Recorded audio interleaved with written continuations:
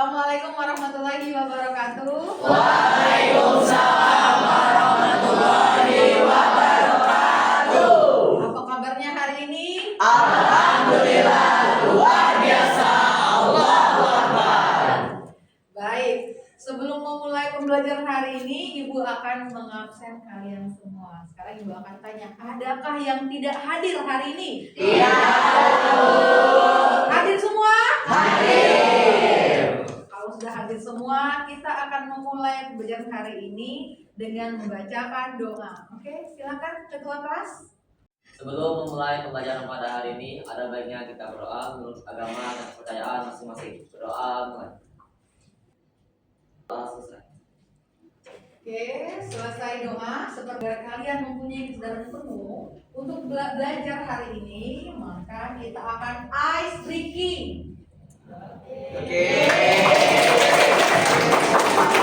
Ice breakingnya dengan tepuk tangan saja ya. Ya, kalau Ibu bilang warna merah, tepuk tangannya sekali. Coba merah. Kalau Ibu bilang biru, tepuk tangannya 2 kali. Biru. Kalau Ibu bilang kuning, tepuk tangannya 3 kali. Kuning. Tapi kalau Ibu bilang putih, kalian harus mengatakan putih. Ya, baik, kita akan mulai ice breaking-nya. Merah, biru, kuning. Merah, kuning, putih. Luar biasa sekali. Oke, baik anak-anak. Kemarin kita sudah belajar materi berpikir komputasional. Masih ingat tidak manfaat berpikir komputasional? Ayo. Coba acungkan tangan kalau masih ingat. Iya, coba ya. Oke. Silakan. Ya, silakan nasihat. Baiklah, terima kasih Bu Esri. Baiklah, di sini saya akan menjelaskan tentang derivasi dalam kehidupan sehari-hari. Manfaatnya membantu kita berpikir lebih struktur, efisien, dan kreatif dalam menghadapi tantangan baik di rumah, di sekolah, maupun di masyarakat. Ini adalah keterampilan abad ke-21 yang sangat penting. Baiklah, itu saja yang bisa saya sampaikan. Terima kasih. Iya, luar biasa. Ya, kita ambil kutipan dari nasihat. Salah satu manfaat berpikir komputasional adalah mempersiapkan peserta didik pada keterampilan abad 21, yaitu komunikasi, berpikir kritis, kolaborasi, dan literasi digital. Baik, jadi anak-anak, hari ini kita akan melanjutkan materi berpikir komputasional dengan 4 pilar. Oke, sebelum kita melanjutkan materinya, kita tentukan dulu tujuan pembelajarannya. Nah, di sini Ibu sudah buat PowerPoint tujuan pembelajarannya. Silakan, presentasi tujuan pembelajaran Ibu ini siapa yang ingin bantu Ibu membantu? Iya, oke, dibantu sebelah sini, silakan. Tujuan pembelajaran yaitu peserta didik mampu merumuskan langkah-langkah penyelesaian masalah kompleks menggunakan konsep dekomposisi, pengenalan pola, abstraksi, dan algoritma. 1. Peserta didik mampu mengidentifikasi bagian-bagian kecil dari masalah kompleks atau dekomposisi. 2. Peserta didik mampu mengenali kesamaan atau pola dalam masalah yang berbeda atau pengenalan pola. 3. Peserta didik mampu memisahkan informasi esensial dari detail yang tidak relevan atau abstraksi. 4. Peserta didik mampu menyusun urutan langkah-langkah sistematis untuk memecahkan masalah atau algoritma. 5. Peserta didik mampu menerapkan keempat pilar berpikir komputasional secara terintegrasi untuk menyelesaikan studi kasus dengan benar. Oke. Itu tadi 5 tujuan proses pembelajaran yang akan kita selesaikan pada hari ini. Itulah 4 pilar utama dalam berpikir komputasional. Yang pertama, Dekomposisi. memecahkan masalah.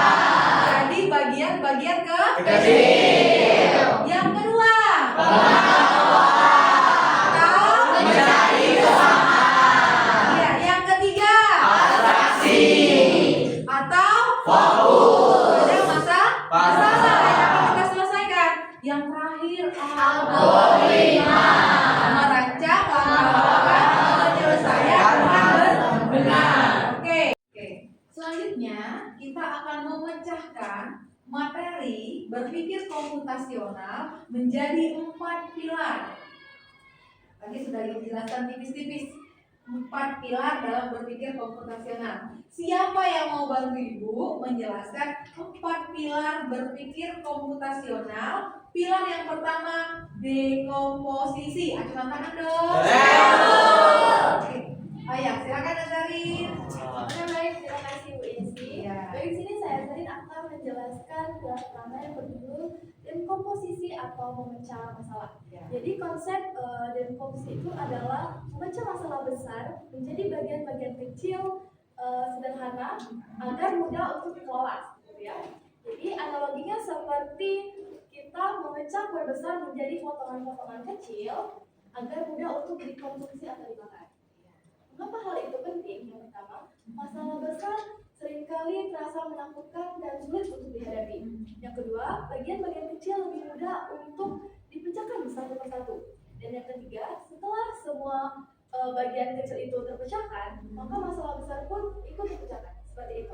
Mungkin itu saja Bu yang bisa saya sampaikan. Oke, terima kasih luar biasa. Baik, oke. Kalau Widya tadi masalahnya seperti memecahkan masalah, perlombaan 17 Agustus dibagi-bagi. Yang pertama dalam bentuk panitia. Selanjutnya apa lagi Widya? Lombakan. Apa lagi? Lombakan.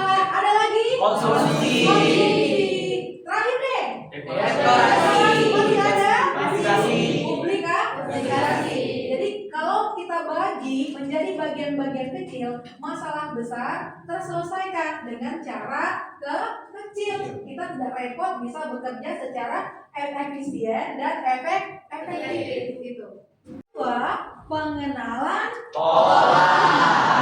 Siapa yang mau bantu Ibu menjelaskan tentang pilar kedua, pengenalan pola dari file materi yang Ibu bagikan kemarin? Oke, angkat tangan dong. Saya dulu. Oke, sebelah sini saja ya. Silakan Olin. Bu Esi. Ya. Perkenalkan, nama saya Alhadani. Di sini saya akan menambahkan penjelasan dari Kisha. Pengenalan pola, mencari kemasan. Contohnya penerapan. Permasalahan banjir di musim hujan.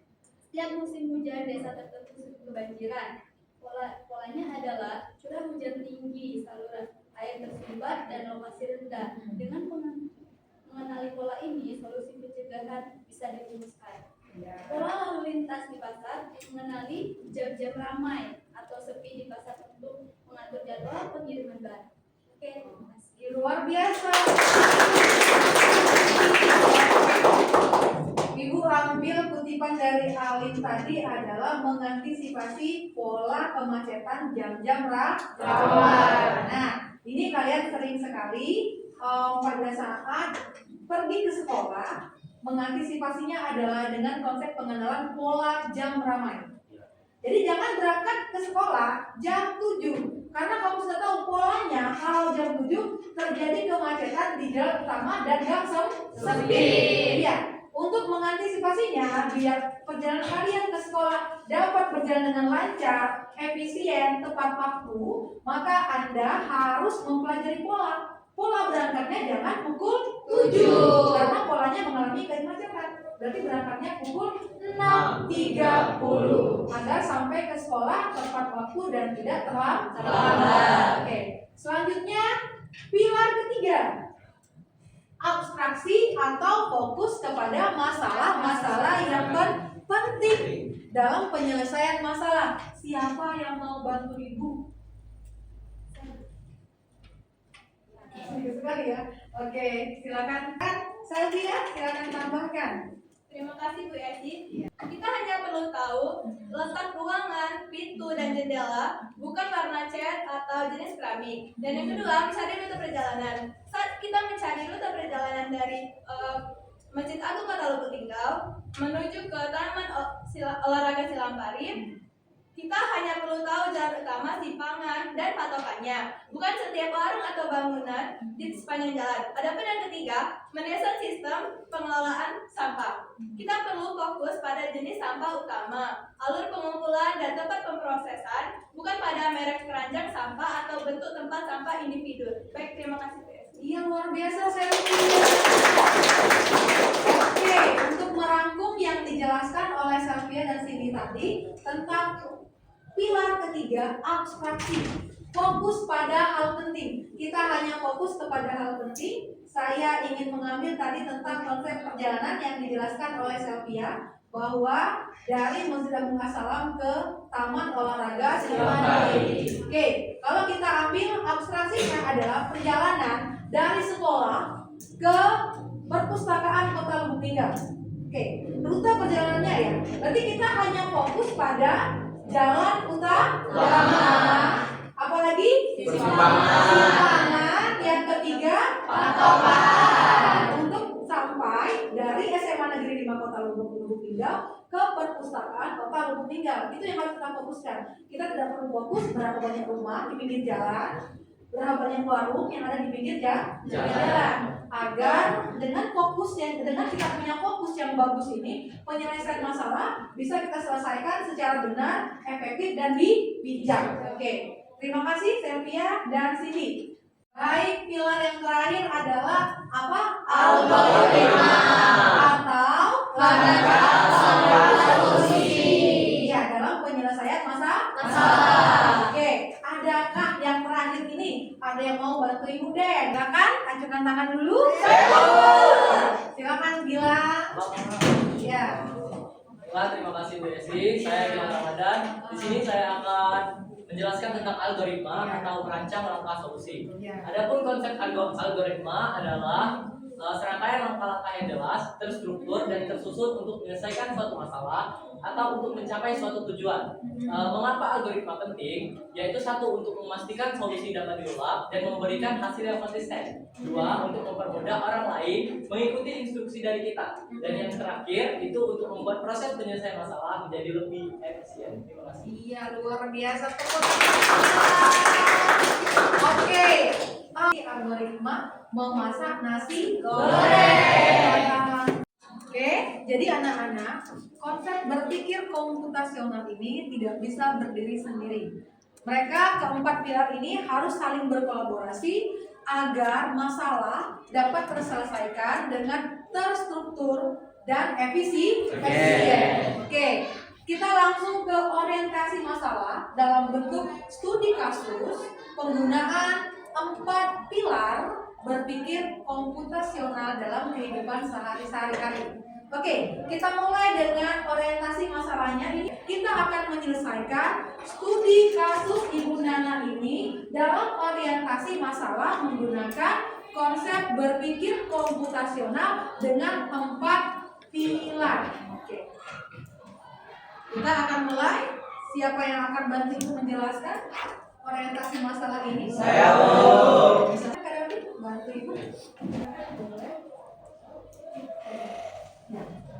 Saya Kak Davi, di sini saya akan menyelesaikan masalah yang didapati oleh Ibu Nana melalui dekomposisi atau decomposition. Yang satu dapat dilakukan oleh Ibu Nana adalah membuat catatan belanja. Yang kedua membawa uang secukupnya. Tiga, mengetahui lokasi setiap benda yang akan diambil. Yang keempat, mengambil benda satu persatu. Yang kelima, mengecek kembali apakah benda telah diambil semua. Dan yang keenam, membayarnya. Yang ketujuh, membawa benda itu pulang. Baik, mungkin itu saja. Terima kasih. Menjelaskan langkah-langkah atau bagian-bagian perinci yang akan dilaksanakan Ibu Nana saat berbelanja ke supermarket agar barangnya tidak tertinggal, semuanya terbeli, masuk dalam keranjang, terbawa sampai terakhir terstruktur dan dibawa pulang. Oke, selanjutnya setelah dekomposisi pada studi kasus Bu Nana ini pada orientasi masalah, kita lanjutkan dengan pengenalan pola. Nah, siapa yang mau bantu Ibu menyelesaikan kasus Bu Nana pada konsep pilar pengenalan pola? Oke, silakan. Saya, Bu. Ya, sini aja nanti nggak lagi ya. Sekarang silakan Bung Ramadan. Ya, ada kesini. Baik, saya Ramadan akan menjelaskan konsep pilar kedua mengenai pengenalan pola dari masalah Bu Nana. Nah, dapat kita lihat bahwa pola dari belanja Ibu Nana itu yang pertama adalah Ibu Nana selalu membeli makanan atau bahan pokok. Contohnya seperti beras, minyak, telur, dan pisang. Yang kedua, pola kedua adalah barang-barang belanja tersebut akan tersedia pada lorong-lorong khusus seperti bahan makanan tersedia pada lokasi atau lorong A hingga C, dan sayuran buah berada pada fresh market. Dan terakhir, pola umum yang dapat kita lihat adalah Bunana selalu membeli bahan makanan pokok ditambah bahan pelengkap. Terima kasih. Iya, itu. Jadi uang menjelaskan pengenalan pola belanjaan Bunana. Terus sekarang abstraksi. Kalau abstraksi ini adalah fokus kepada hal penting. Jadi Bunana diharuskan mencatat apa saja yang ingin dibeli pada saat ke supermarket. Jadi fokusnya adalah yang mau dibeli. Jangan pada saat melihat ini beli enggak.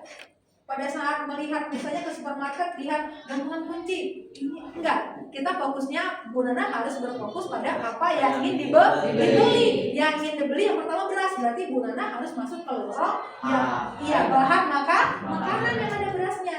Ya jangan Bunana fokusnya ke hal yang lain. Jadi tadi ya fokus utamanya adalah barang-barang yang ingin dibeli. Yang terakhir adakah yang ingin menambahkan? Saya Bu. Oh langsung. Ya silakan Dupa ingin menambahkan apa yang terakhir? Algoritma ya. Silakan Dupa. Algoritma dari Bunana berbelanja ini. Baiklah, terima kasih Bu Yesi. Di sini saya akan bantu untuk memecahkan orientasi masalah dari Bunana. Untuk membantu perjalanan Bunana lebih efisien, maka kita akan menggunakan pilar keempat yaitu algoritma. Yaitu pertama, pergi ke supermarket. Kedua, mengambil troli atau mengambil keranjang. Dan yang ketiga, pergi ke lorong A untuk mengambil beras sebanyak 2 kg. Yang keempat, pergi ke lorong B untuk mengambil minyak sebanyak 1 liter. Yang kelima, pergi ke lorong C untuk mengambil air mineral sebanyak 6 botol. Dan yang keenam, pergi ke lorong D untuk mengambil makanan ringan sebanyak 2 bungkus. Yang ketujuh, jangan lupa untuk memastikan agar belanjaan telah terpenuhi semuanya dengan mengecek daftar belanjaan. Lalu yang kedelapan, pergi ke kasir untuk membayar. Dan yang kesembilan, kita membawa pulang belanjaan. Algoritma sangat penting untuk membantu perjalanan lebih efisien. Sekian, terima kasih. Oke, itu tadi penjelasan dari teman-teman kalian tentang berpikir komputasional pada studi kasusnya adalah atau orientasinya masalahnya adalah Bunana berbelanja ke supermarket. Oke, terima kasih, tepuk tangan dulu luar biasa. Baik anak-anak, selanjutnya kita akan melaksanakan diskusi kelompok bentuk penyelesaian KKPD nanti dalam orientasi masalah atau studi kasus. Ya, oke. Kelompok ini Ibu bagikan berdasarkan hasil evaluasi pembelajaran kemarin, asesmen terakhir kemarin ya. Oke, kelompoknya berbentuk kelompok heterogen. Baik, tiap kelompok yang sudah Ibu bagikan tadi, Ibu beri studi kasus atau orientasi masalahnya dalam bentuk KKPD. Ada di Padlet yang sudah Ibu bagikan di grup kelas. Jadi di sana nanti ada evaluasi, ada materi, ada evaluasi, dan terakhir ada refleksi di Padlet kita. Pikir komputasional dengan 4 pilar kita gunakan pada materi terakhir pada RKPD kelompok 4 dan kelompok 5. Tapi kelompok 1 dan kelompok 2, kelompok 3 membangun proses berpikir dalam bentuk dekomposisi, pengenalan pola, dan abstraksi. Oke, lanjut silakan membuat kelompoknya dalam bentuk bundaran. Silakan, ada yang ingin ditanyakan dengan Ibu, boleh.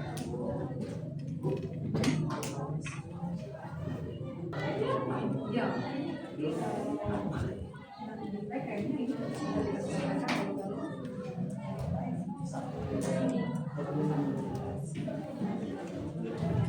silakan ya ini.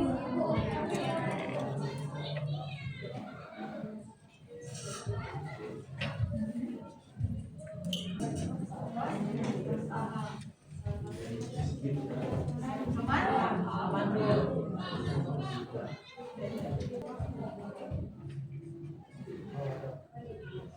Silakan, ada yang ditanyakan? Oke. Ya. Ya. Oke. Ya.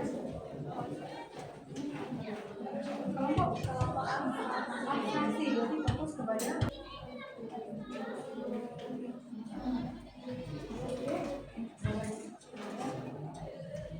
ya, nanti Ibu Nana ya ada. Baik, Ibu akan melihat hasil diskusi kalian yang kalian kumpulkan pada Padlet pembelajaran. Ini LKPD-nya tadi. Oke. Kasih hasil karya atau hasil studi kasus yang sudah kamu selesaikan akan diwakili oleh tiap kelompok 2 orang saja yang akan mewakili. Siap-siap, selanjutnya kita akan presentasi. Sudah siap? Siap. Kita akan presentasi kelompok pertama, dekomposisi. Silakan kelompok pertama. Baiklah, di sini kami dari kelompok 1 akan membacakan hasil dekomposisi pada studi kasus pertama. Yang pertama itu mengidentifikasi bagian saluran yang rusak atau tersumbat. Perlu survei lokasi untuk tahu di mana saja permasalahannya. Yang kedua, mengumpulkan warga dan relawan agar ada yang membantu bergotong royong. Yang ketiga, mengumpulkan alat dan bahan seperti cangkul, semen, pasir, karung, dan lain-lain. Yang keempat, itu membersihkan sumbatan di saluran dengan mengeluarkan sampah, lumpur atau batu. Yang kelima, memperbaiki dinding atau bagian dasar saluran yang rusak dengan menambal atau membangun ulang bagian yang hancur. Dan terima kasih dari kami. Wassalamualaikum warahmatullahi Luar wabarakatuh. biasa.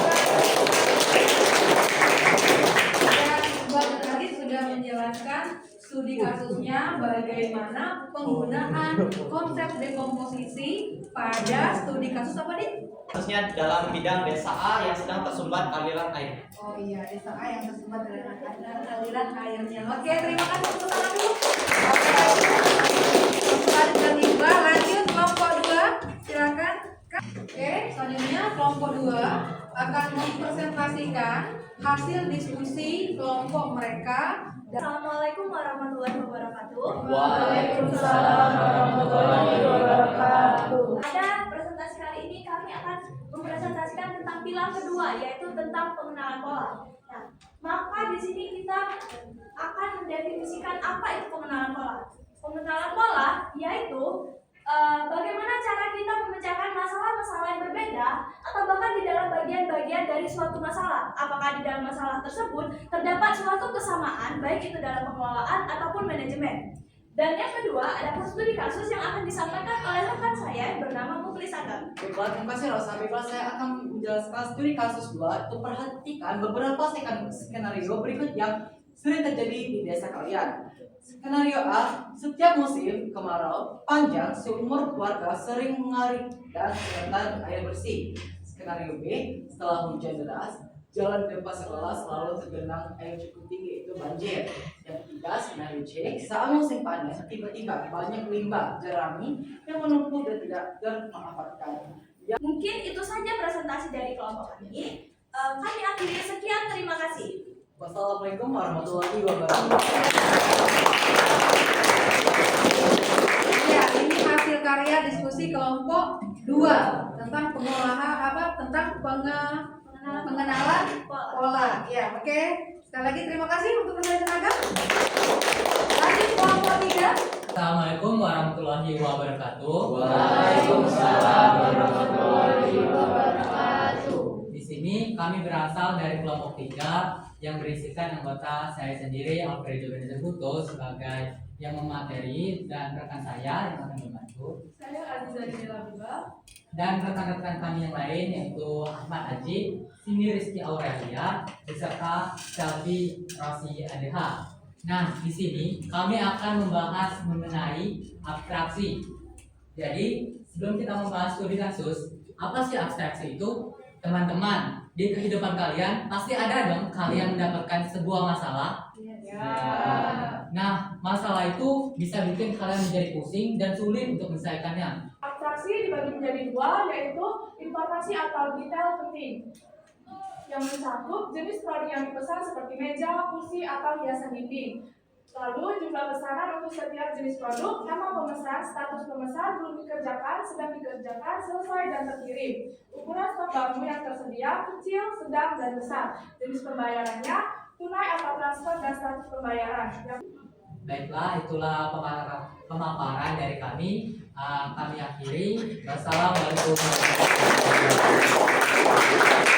Untuk konsep elemen abstraksi sangat bagus sekali dijelaskan oleh kelompok 3, Alfredo dan Reza. Kita lanjut ya, kelompok 4 yang akan menjelaskan tentang algoritma. Oke. Ini itu kami akan membahas berpikir secara komputasional, yakni algoritma. Nah, algoritma ini itu adalah langkah-langkah caranya. Jadi kita menggabungkan semua pilar-pilar tersebut, pilar 1, pilar 2, dan juga pilar ketiga, dekomposisi, pengenalan pola, dan juga abstraksi. Nah, itu ada pilar ke-1 dia menyatakan dekomposisi, pecah masalah besar mengelola sampah kota menjadi bagian-bagian yang lebih kecil.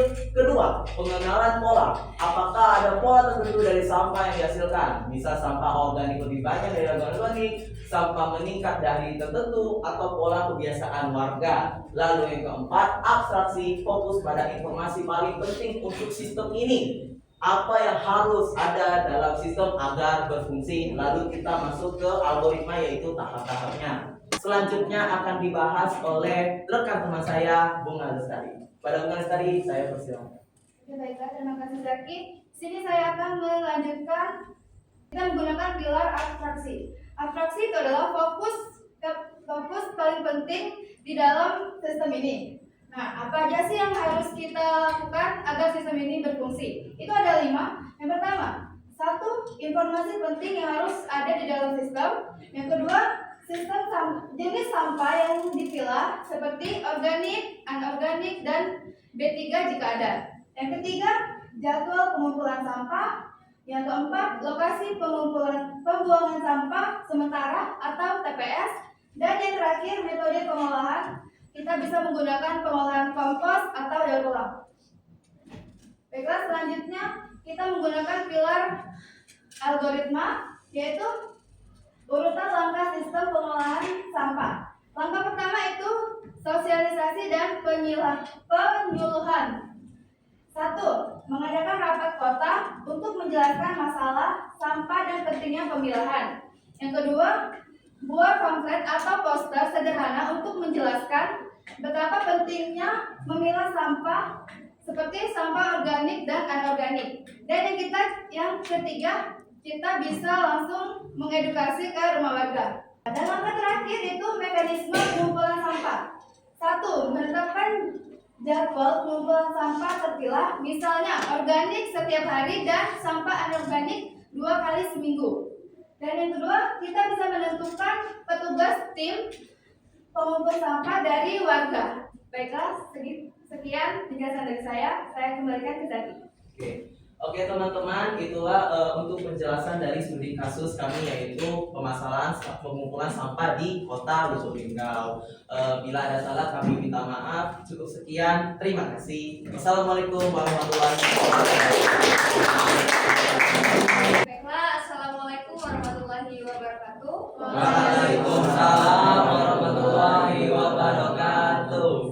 Algoritma adalah langkah untuk menentukan bagaimana kita menyelesaikan masalah. Karena dalam menyelesaikan masalah kita tidak bisa langsung saja, tetapi kita harus merancang bagaimana cara kita menyelesaikan masalah tersebut. Seperti studi kasus yang kami ambil, yaitu bagaimana merancang sistem pengelolaan sampah di desa. Salah satu kota menghadapi masalah penumpukan sampah di beberapa titik. Kebanyakan warga belum paham dan belum terbiasa bagaimana memilah sampah tersebut. Dan kelompok kami ditugaskan untuk merancang sebuah sistem agar secara sederhana warga desa bisa mengelola sampah rumah tangga mereka dengan baik, mulai dari memilah sampah hingga pengangkutan akhir. Sistem ini kami harapkan bisa menjadi pedoman warga untuk dapat mengurangi tumpukan sampah dan membuat desa lebih bersih.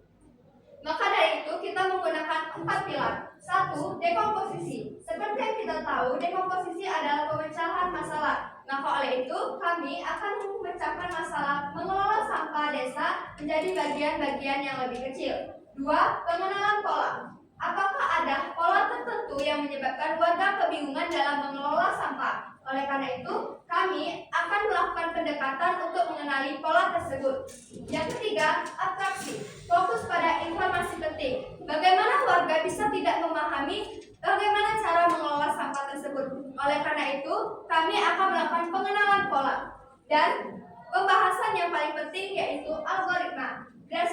Berdasarkan hasil dekomposisi, pengenalan pola dan atraksi, kami akan membuat urutan penyelesaian masalah agar kami dapat memahami secara rinci bagaimana permasalahan tersebut terjadi dan bagaimana cara menyelesaikannya. Maka saya akan memberikan kesempatan kepada rekan saya Wow Ramadan untuk menjelaskannya. Silakan Wow Ramadan. Baik teman-teman, di sini saya akan menjelaskan secara lebih terperinci dan menunjukkan masalah yang ada. Ini adalah kita akan mengecilkan masalah yang ada, akan kita bagi menjadi lebih kecil agar kita mampu untuk menyelesaikan masalah-masalah tersebut. Nah, dapat kita lihat bersama teman-teman, ini sudah kita bagi menjadi 5 bagian. Nah, yang pertama adalah kita mulai dengan mensosialisasikan dan edukasi kepada warga-warga sekitar. Dan yang kedua, kita sediakan fasilitas tempat sampah terpilah di rumah dan titik-titik strategis. Nah, dan yang ketiga, kita atur bagaimana mekanisme yang baik sebagai dengan aturan dan jadwal-jadwal yang jelas. Dan yang keempat, kita tentukan cara pengolahan sampah setelah terkumpul. Dan yang kelima, yang terakhir, kita tentukan pemantauan dan evaluasi agar sistem berjalan dengan baik. Yang kedua, pengenalan pola. Nah, kita lihat bagaimana pola-pola yang terjadi di dalam masyarakat. Nah, yang pertama di desa pertanian. Di desa pertanian, sampah organik biasanya lebih banyak karena orang-orang desa belum terlalu paham dengan era-era modern. Mereka masih menggunakan cara-cara tradisional seperti pembungkus makanan. Mereka belum banyak menggunakan plastik. Mereka lebih banyak menggunakan seperti dari alam seperti daun pisang, daun jati, begitu ya teman-teman. Dan selanjutnya yang kedua adalah warga masih banyak membuang sampah tanpa dipilah karena belum ada kebiasaan dan fasilitas. Nah, ini harus kita tambahkan sedikit ya, yaitu belum adanya kebiasaan, fasilitas dan edukasi yang memadai kepada masyarakat. Karena pada masyarakat di desa itu edukasi belum sampai ke semua masyarakat. Beda halnya dengan masyarakat yang berada di kota yang memang sudah teredukasi dan mulai memilah sampahnya dengan baik. Dan yang terakhir yaitu volume sampah meningkat setelah acara besar seperti hajatan atau tahlilan. Dapat kita lihat di sekitar rumah kita, jika ada hajatan, pasti setelah acara selesai akan terdapat sampah-sampah di sekitar acara. Nah, itu dapat meningkatkan jumlah sampah di sekitar rumah kita. Nah, oleh karena itu pilar ketiga diciptakan, yaitu kita harus memilah poin-poin penting yang harus kita fokuskan. Nah, sudah terbagi menjadi 4, yaitu sistem harus punya jenis pilar. Contohnya organik, anorganik, maaf ya teman-teman, atau plastik, dan terakhir B3 jika ada. Yang kedua, sistem harus punya jadwal pengumpulan yang mudah diingat. Yang ketiga, sistem harus punya lokasi TPS yang jelas. Dan terakhir, sistem harus punya metode pengolahan, misalnya kompos untuk organik dan daur ulang atau kerajinan untuk anorganik.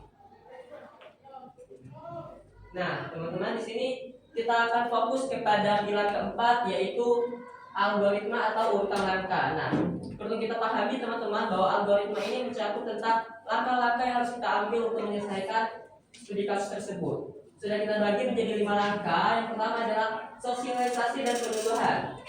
Yang kedua ada penyediaan fasilitas. Ketiga, pengumpulan sampah. Keempat, pengolahan dan pemanfaatan. Dan terakhir pemantauan dan evaluasi. Sekian teman-teman yang dapat saya sampaikan. Saya kembali ke perusahaan. Baiklah teman-teman semuanya, dari yang kami jelaskan terdapat 4 pilar tersebut. Kami mengharapkan bahwa kita dalam memecahkan studi kasus kasus tidak hanya langsung, tetapi melihat bagaimana kasus tersebut terjadi agar kasus yang kita bacakan tidak terulang kembali dan merancang kembali bagaimana cara menyelesaikannya. Oleh karena itu, dalam suatu permasalahan kita harus memiliki tujuan, kita harus memiliki rancangan dan langkah-langkah dalam penyelesaiannya. Hanya itu yang dapat kami sampaikan. Terima kasih. Oke, luar biasa. Saya sudah presentasi dari kelompok 1, kelompok 2, kelompok 3, dan kelompok 4. Ibu lihat dari hasil presentasi semua kelompok menguasai materi dan menguasai tata cara bagaimana berkomunikasi penjelasan depan. Oke, sekarang dari yang dijelaskan oleh teman-temanmu tadi, baik kelompok 1, kelompok 2, kelompok 3, kelompok 4, dan terakhir kelompok 5, adakah yang ingin kamu tanyakan yang masih menjadi masalah bagi kamu sendiri atau bagi kelompok kamu yang ingin kamu tanyakan ke kelompok tersebut? Silakan ajukan tangan. Saya Bu. Iya, kelihatannya 2 orang ya yang ingin bertanya. Oke, silakan. Kak Davi duluan ya. Oke, silakan Kak Davi, mau bertanya mana? Ke kelompok 4. Kelompok 4? Oh ya, silakan.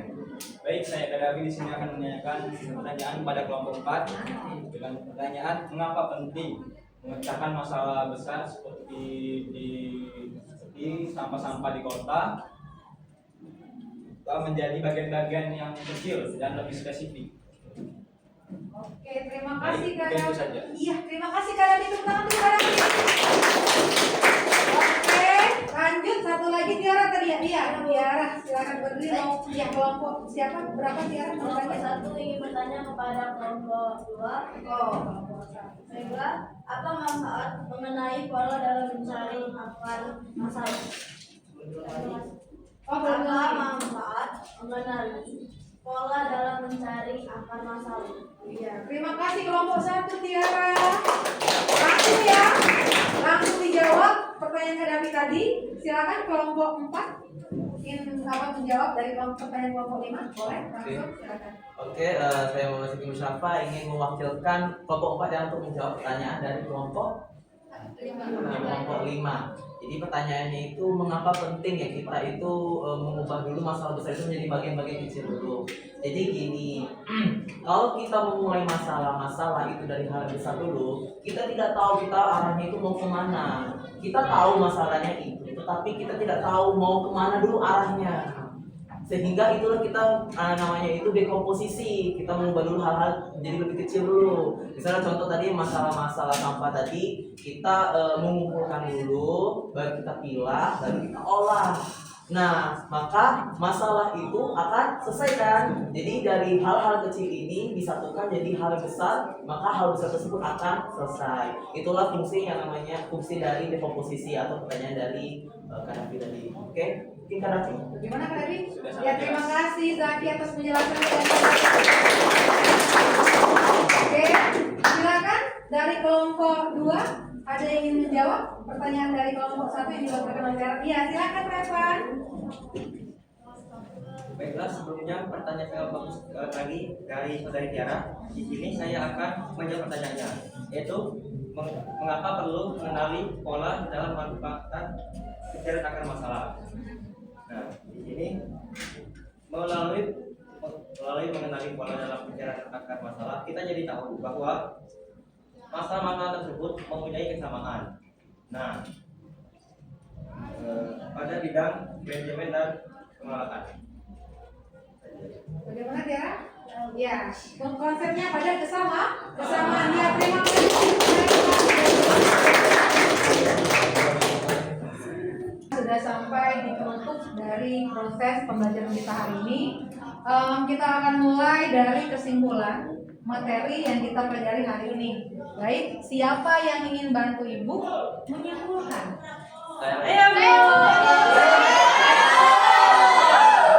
Ya, oke, silakan Naufal. Ya, bersemangat sekali soalnya. Ya. Silakan Naufal.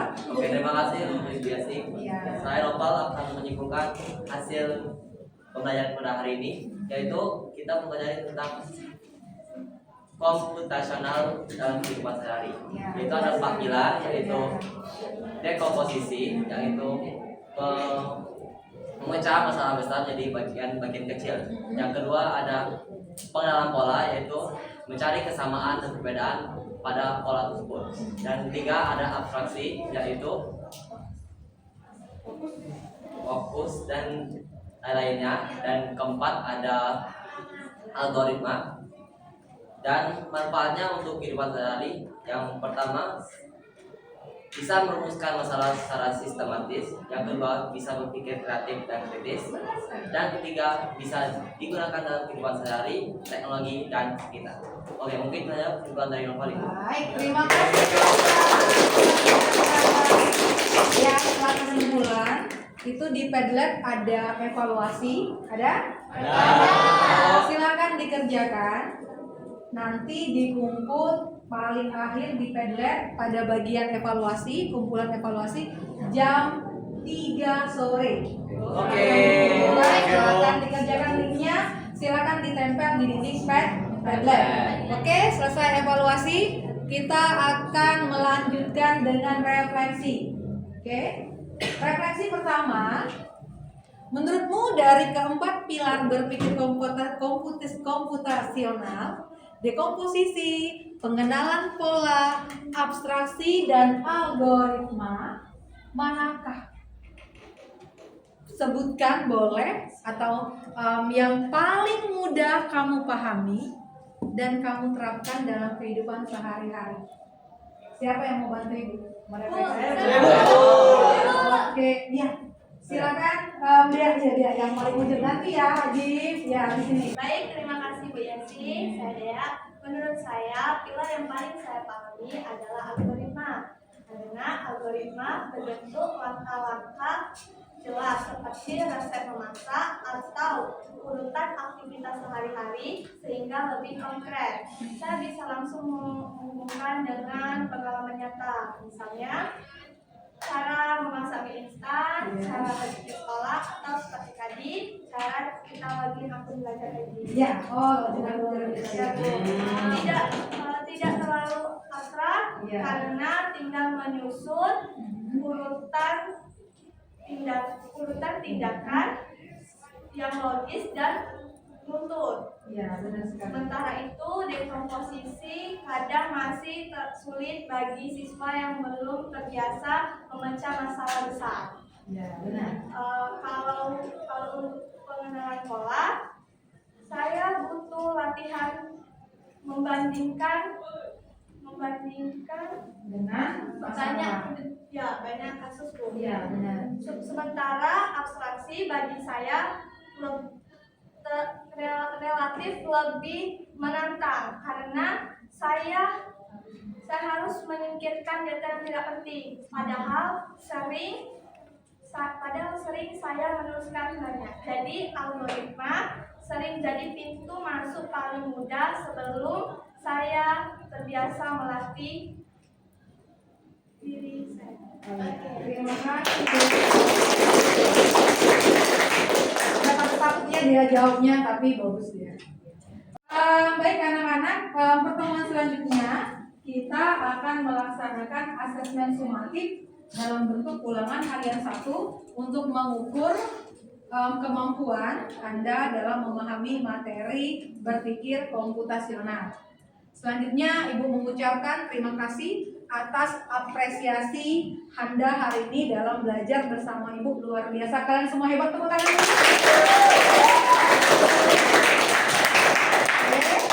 Tetap jaga kesehatan, selalu bersyukur, jangan lupa literasi digital dan kunjungi perpustakaan untuk mempelajari materi-materi berikutnya. Oke, sebagai penutup, silakan ketua kelas untuk memimpin doa. Sebelum mengakhiri pembelajaran pada hari ini, ada baiknya kita berdoa untuk agama dan kita berdoa. Doa bisa. Oke, terima kasih. Assalamualaikum warahmatullahi wabarakatuh. Waalaikumsalam warahmatullahi wabarakatuh.